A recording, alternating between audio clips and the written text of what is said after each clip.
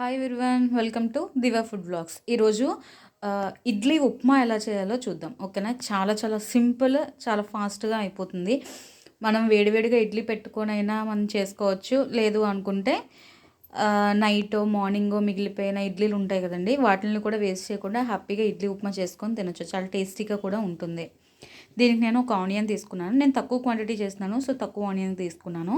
కొంచెం మీరు ఎక్కువ క్వాంటిటీ అట్లా తీసుకుంటే కనుక ఆనియన్ కొంచెం ఎక్కువ తీసుకోండి, సరిపడా ఆనియన్ తీసుకోండి. ఓకేనా, ఆనియన్స్, కరివేపాకు అండ్ రెడ్ మిర్చి అండ్ అలాగే పోపుకు కావాల్సినవన్నీ ఆవాలు, శనగపప్పు, జీలకర్ర అండ్ మినప్పప్పు, పల్లీలు అండ్ అలాగే మన మెయిన్ ఇంగ్రీడియంట్ అయిన ఇడ్లీలు నేను ఒక 4 ఇడ్లీ ఉన్నాయి నాకు దగ్గర. సో నేను 4 ఇడ్లీతోని ఇట్లాగా పొడి పొడిగా చేసుకున్నాను. ఇడ్లీని చేసి పక్కన పెట్టుకున్నాను. ఓకేనా, వేడి ఇడ్లీతో చేసుకునే వాళ్ళు ఇడ్లీ చల్లగా అయిన తర్వాత పొడి పొడిగా చేసుకోండి. వేడి మీద పేస్ట్లా అయిపోతుంది. సో చల్లగా అయిన తర్వాత అప్పుడు చేసుకోండి ఇడ్లీ ఉప్మాకి. అండ్ అలాగే ఫైనల్గా సాల్ట్. ఆయిల్ కూడా ఎక్కువ అవసరం లేదు దీనికి. నేను ఆల్రెడీ ఆయిల్ వేసి పెట్టాను. జస్ట్ ఒక 2 స్పూన్స్ ఆయిల్ మట్టుకి వేసుకోండి. Just teaspoons oil. 2 spoons అంటే పెద్ద స్పూన్ కాదు, ఒక 2 టీ స్పూన్ ఆయిల్ లాగా తీసుకోండి, సరిపోతుంది. అండ్ అలాగే దీంట్లోకి మన తాలింపు అన్నీ కూడా వేసుకోవాలి. ఆవాలు, జీలకర్ర, ఉద్దిపప్పు, మినప్పప్పు, పల్లీలు, శనగపప్పు అన్నీ వేసుకొని ఫ్రై చేసుకోవాలి. ఇది ఫ్రై చేసుకున్న తర్వాత దీంట్లోకి మనం కరివేపాకు అండ్ రెడ్ మిర్చి కూడా వేసేసుకోవాలి.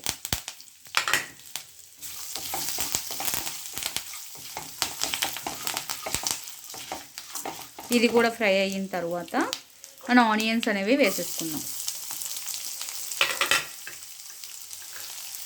ఆనియన్స్ కూడా కొంచెం ఫ్రై, ఇది ఎక్కువ ఫ్రై అవసరం లేదండి. ఆనియన్స్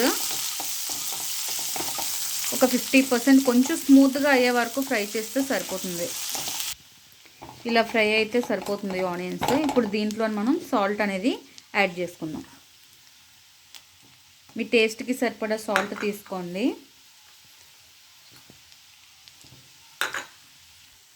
సాల్ట్ అనేది చూసి వేసుకోండి, ఎందుకంటే మన ఇడ్లీలో కూడా ఆల్రెడీ సాల్ట్ వేసుకుంటాం కదా. ఇడ్లీ బ్యాటర్లో సాల్ట్ కలుపుకొని ఇడ్లీస్ వేసుకుంటాం కదా, సో దానివల్ల చూసి వేసుకోండి.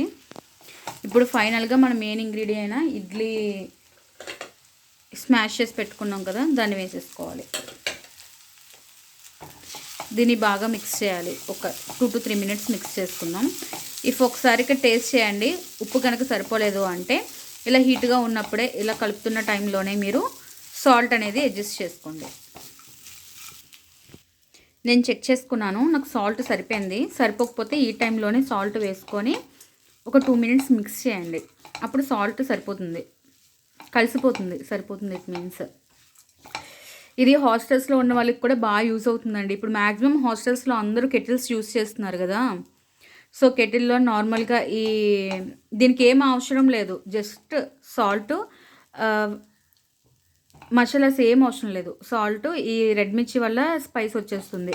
సో సరిపోతుంది. ఇంకేమీ పోపులు అవి అట్లాగో తెచ్చుకుంటాం కదా నార్మల్గా. హాస్టల్స్లో చేసుకునే వాళ్ళు తెచ్చుకుని పెట్టుకుంటారు కదా, వాళ్ళకి కూడా కెటిల్లో హ్యాపీగా చేసేసుకోవచ్చు ఇది ఫాస్ట్గా. ఇడ్లీలు అంటే ఇష్టం లేని వాళ్ళు, ఇడ్లీ తినని వాళ్ళు ఇట్లా చేసుకొని వేడివేడిగా తింటే సూపర్ ఉంటుంది. ఒకసారి ట్రై చేసి చూడండి. అయిపోయిందండి, నేను స్టవ్ ఆఫ్ చేసేసుకుంటున్నాను. ఇట్లాగా ఒక 2-3 minutes వేసి కలుపుకుంటే సరిపోతుంది. Thanks for watching. Please do like, share and subscribe my channel.